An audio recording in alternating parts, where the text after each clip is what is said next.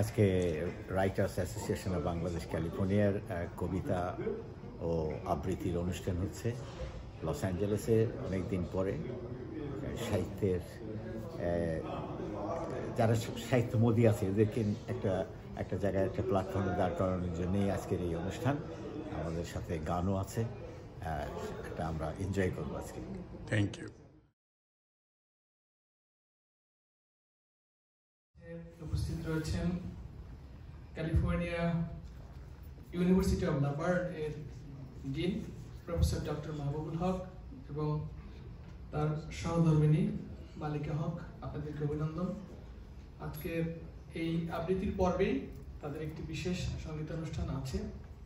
Recently আমার একটা সুযোগ হয়েছিল ওনাদের একটি একান্ত বিশেষ আয়োজনে উপস্থিত থাকার। সেখানে একেবারে হল ভর্তি মানুষের মাঝখানে ওনাদের গান শোনার সৌভাগ্য হয়েছে।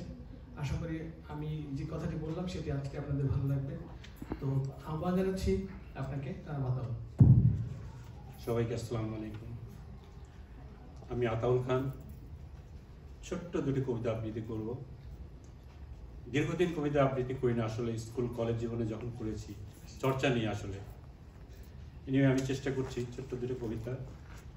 প্রথমটার নাম বৃষ্টি স্নাত, লিখেছে তানিয়া আহমেদ। রাত 12টা, ঝড়ো হওয়ার সাথে মুষলধারে বৃষ্টি হচ্ছে। আমি তখন খালি পেয়ে ছুটে গেলাম ছাদে বৃষ্টির সাথে আলিঙ্গন করতে। কি শান্তির পরশ! দু চোখ বন্ধ করে দুহাত মেলে আকাশ পানে নিজেকে বিছিয়ে দিলাম। মনে হচ্ছে আকাশ থেকে বৃষ্টির জলধারায় আমার দুঃখ কষ্ট কল্পনাগুলো ধুয়ে মুছে চলে যাচ্ছে ম্যানহলের ভিতরে।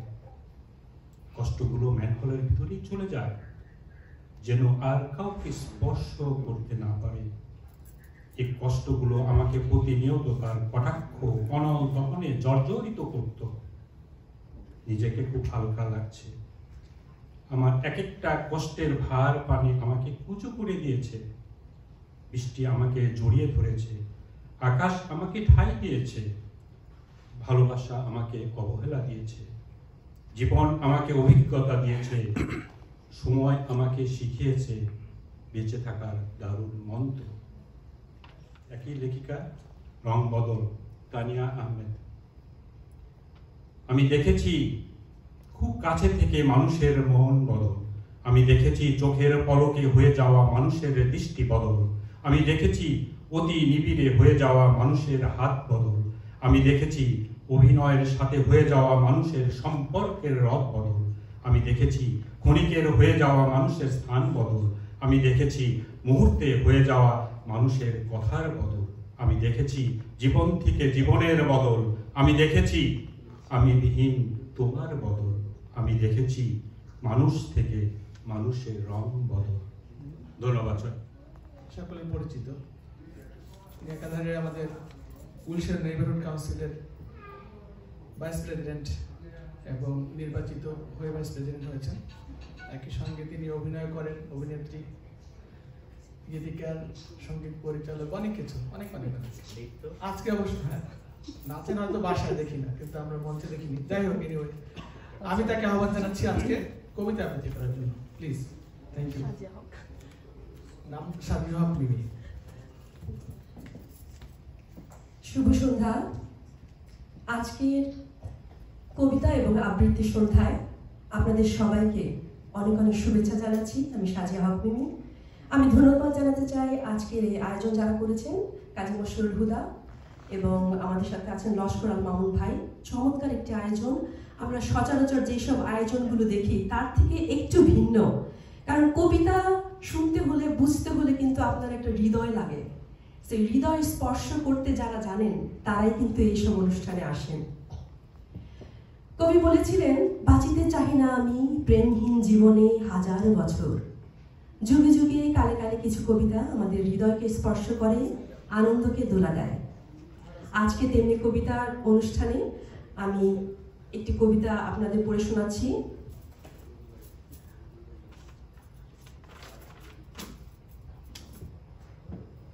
কবিতাটির নাম মানুষ বড় অভিমানী প্রাণী।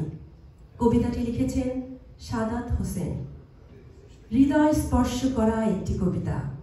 আশা করি মানুষ বড় অভিমানী প্রাণী।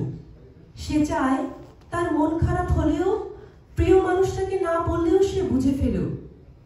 ফোন করে খানিক ম্লান গলায় হ্যালো বলতেই ওপারের মানুষটা বলুক তোমার মন খারাপ। তার এলোমেলো চুল খানিকটা লাল চোখে দেখে বলুক তোমার ঘুম হয়নি রাতে, দুঃস্বপ্ন দেখেছো, টেনশন করছো কিছু নিয়ে।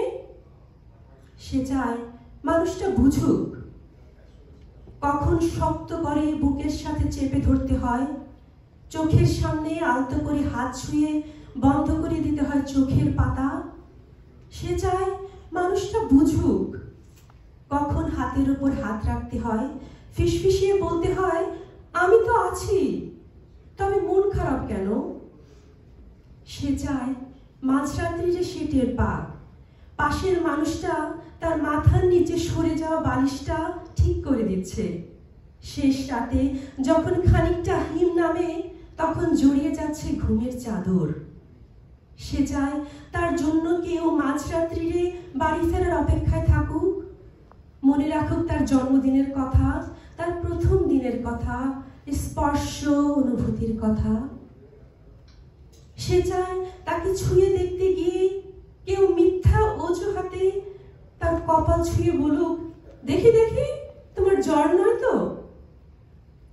অভিমানে দূরে সেরে যেতে চাইলেও কেউ বলুক খানিক ভুল করেছি বলেই দূরে সরে যেতে হবে। তবে এই যে এত ভালোবাসি তাতে আরো কাছে আসা যায় না? আরো কাছে, আরো কাছে, অনেক অনেক কাছে। মানুষ বড় অভিমানী প্রাণী। তারা দুজনেই কেবল ভাবে ওই সবে ওই মানুষটাই করুক, না ওই অন্য মানুষটা করুক, কিন্তু শেষমেশে করা হয়নি কারোই। তাই কাছে আসার রঙিন দিনের স্বপ্নরা ক্রমাগত দূরে সরে যাওয়া ধূসর বিবর্ণ গল্প হয়। মানুষ বড় অভিমানী প্রাণী। অভিমানী সে ক্রমশ দূরে চলে যায় আর বুকে পুষে রাখে এক সমুদ্র আক্ষেপ। মানুষ বড় অভিমানী প্রাণী। ধন্যবাদ। আমি রাইটার্স অ্যাসোসিয়েশনের আসলে জন্মলগ্ন থেকেই ছিলাম। আসলে এটা আমাদের অনুভূতির জায়গা, আমাদের ভালোবাসার, আমাদের আদর আহ্লাদের জায়গা। আমরা মাঝে মাঝে অভিমান করি, তখন আমরা কবিতা কিংবা গান লিখতে বসি। সত্যি তাই। আজকে আমি আমার স্বরচিত খুব ছোট ছোট কিছু গীতি কবিতা, খুব ছোট, দুটো তিনটে পড়ব।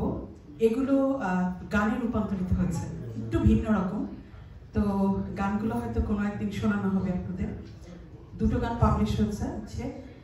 রোদের মিছিলে জলপাই রং। তুমি কি নেমে যাচ্ছ কোনো ক্যাকটাস টবে, ঝাঁঝা রোদের মিছিলে কিংবা লাস্যময়ীর হাসির ঝুড়িতে? তুমি কি পথ ভুলে পৌঁছে গেছো কোনো জলপাই রঙের ছোট্ট স্টেশনে?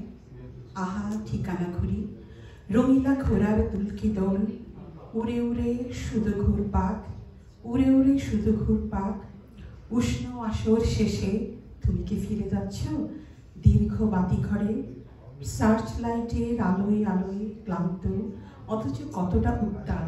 ফিরে এসো নিয়ন বাতির শহরে।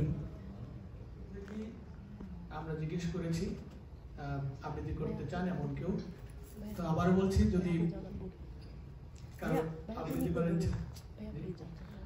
করতে চান প্লিজ। আমরা এখনই শেষ করবো এই পর্বটি। আমাদের মাঝে উপস্থিত হয়েছেন পণ্ডিত গিরিশ চ্যাটার্জি, সঙ্গীতের শিক্ষক। ধন্যবাদ আপনাকে। আরো যারা উপস্থিত হয়েছেন আপনাদের সকলকে অভিনন্দন। আমি তাহলে সবশেষ আমাদের আজকের এই রাইটার্স অ্যাসোসিয়েশনের সম্মানিত সভাপতি, একই সঙ্গে লিটল বাংলাদেশ প্রেস ক্লাবের সম্মানিত সভাপতি, বিশিষ্ট মাইন্ড শিল্পী, যিনি বিগত 4 দশক ধরে লস অ্যাঞ্জেলেসের মাটিতে তার মেধাশ্রম দিয়ে সকল মানুষের সঙ্গে নিজস্ব যোগাযোগ স্থাপন করেছেন, আমাদের সকলের কাছের মানুষ। জনাব কাজী মশরুল হুদা, আপনাকে এই পর্বে একটি সমাপনী কবিতা আবৃত্তি করার জন্য বিনীত অনুরোধ জানাচ্ছি। মনের ভাব প্রকাশ করাই হচ্ছে কবিতা। আমার মনে হয় সেইভাবেই একটা কবিতা পড়ছি যে বাংলাদেশ কেমন আছে। ঠিকই তো আছে, যেমনটি আগে ছিল এখন তেমনটি আছে। বাংলাদেশ স্বাধীন হয়ে ভারতের নাক পাশে আটকে আছে। বাংলাদেশ ভালোই আছে, যেমনটি ছিল তেমনটি আছে। মব, খুন,